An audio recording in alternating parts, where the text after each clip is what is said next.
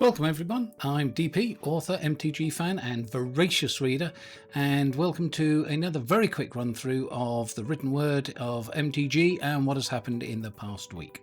Well, it's been a very busy week, to be fair. There have been 122 articles at least that I found online, and that doesn't include anything that's basically just regurgitating the news release or press release from Wizards of the Coast, but it does include things that are hidden behind paywalls and delay walls. If you want to know more about that, see my video about paywalls and delay walls. But let's get straight into the highlights of these 122, because who's got time to read them all? Well, first out of the gate is an article by Sam Black, who over at Star City Games. What Sam was taking a look at was the new M21 card, Archfiend's Vessel, and he was looking primarily at its use within Standard and within Pioneer, but a lot of the lessons that he pulls out of that are directly applicable to other formats, well worth your time to go and read. Meanwhile, across at TCGPLAYER, Emma Partlow has written about a modern red Skred deck. Now, this was her coming up with how you could do a competitive budget deck. She managed to get the budget version for $100, and she managed to get the optimized version for just $210.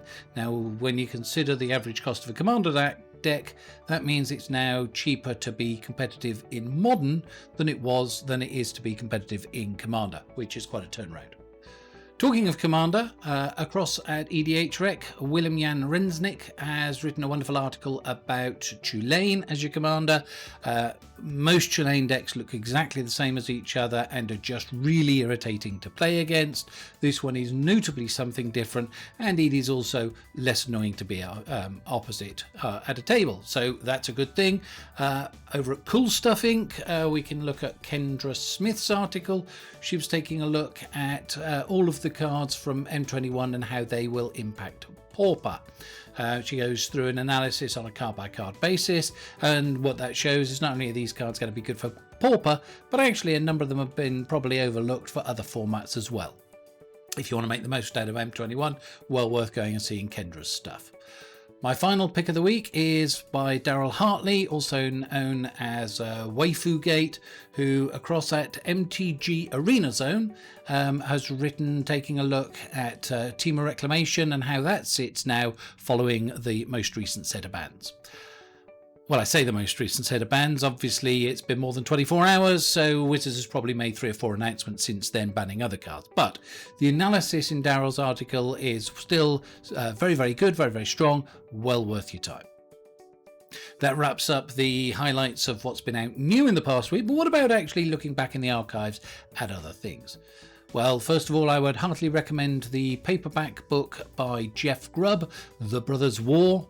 It's a wonderful piece that tells you about a core piece of MTG lore, and it's the tale of Urza and his brother Mishra, how they go from being archaeology students all the way up to ruling their own empires, warring away with each other.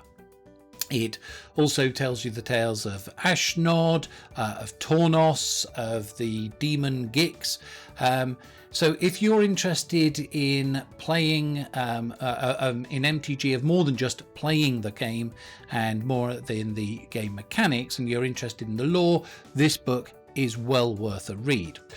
Now, it's not a piece of literary excellence, to be fair. The plot is very good, very deep, complex plot. The character development is great. The editing of that book is woeful. The other drawback with the book is if you can get it in a yard sale or a charity shop or borrow from a friend, do so. That's great.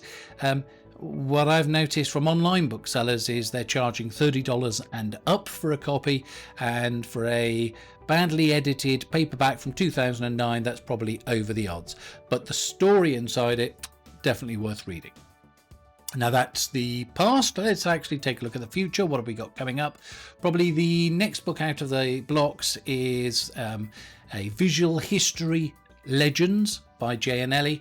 Now this is a follow-on of the publisher's previous work of Visual History, A Rise of the Gatewatch. That book was pretty bad, to be honest. The one by Jay Annelli I've got much greater hopes for. Jay himself is an accomplished writer, written loads.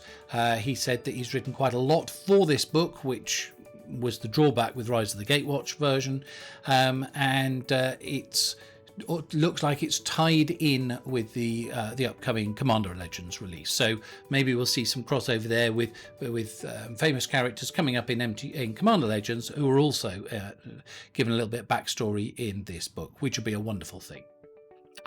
Delayed slightly because of world events, but it should be released on October the 27th.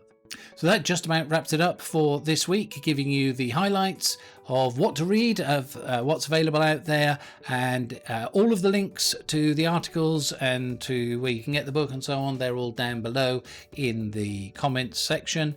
And if you liked what you saw, give me a thumbs up on it, and I'll talk to you again soon. Take care.